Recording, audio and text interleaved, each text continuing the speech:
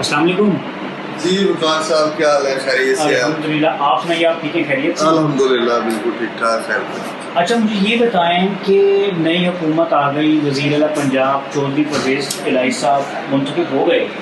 آپ یہ بتائیں کہ آپ کے مطابق، آپ کے نزدیک عام انتخابات جو ہے وہ کب دیکھنا ہے؟ دیکھیے، جو سیاسی حکومتیں ہوتی ہیں پاکستان کے اندر، عمومی یہی دیکھا گیا ہے کہ وہ اپنا جو انہیں مینڈیٹ دیا جاتا ہے وہ کم ہی پورا کرتی ہیں۔ تو لہٰذا یہ جو جھٹکے لگے ہیں گزشتہ کوئی 5-6 ماہ کے دوران، تو اس کے اندر حکومتیں بنی بھی ہیں، حکومتیں گئی بھی ہیں۔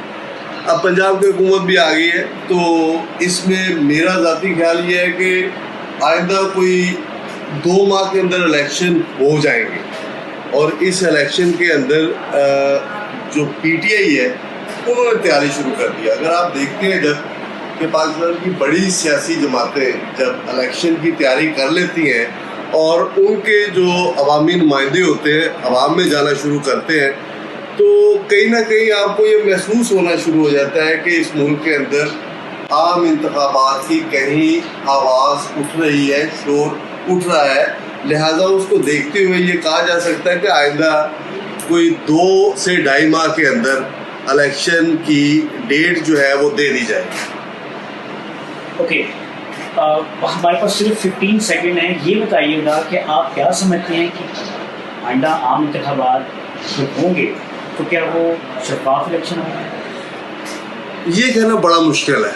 پہلی بات یہ ہے کہ پاکستان کے اندر جتنے بھی انتخابات ہوئے ہیں تو ہمیشہ ان انتخابات کے بعد چاہے مسلم لیگ نون جیتی ہے تو پیپلز پارٹی نے الزامات لگائے، پیپلز پارٹی برسر اقتدار رہی ہے تو مسلم لیگ نون نے ان پہ الزامات لگائے۔ جہاں پہ بھی 2013 سے 18 تک پی ٹی آئی نے ان پہ الزامات لگائے۔ تو لہٰذا اس پہ جب تک تمام سیاسی جماعتیں کسی ایک جگہ پہ نہیں بیٹھے گی تو یہ شور و غل، آپ کو دھاندلی اور اس قسم کے جو الزامات ہیں وہ مختلف جماعتوں کی طرف سے فیس کرنا ہی پڑیں گے۔ اس کے لیے تمام سیاسی جماعتوں کا ایک جگہ پہ متفق ہو کے کسی ایک پلیٹ فارم پہ بیٹھ کے کنسنسس کرنا بہت ضروری ہے، جو کہ فی الحال ہوتا نظر نہیں آ رہا۔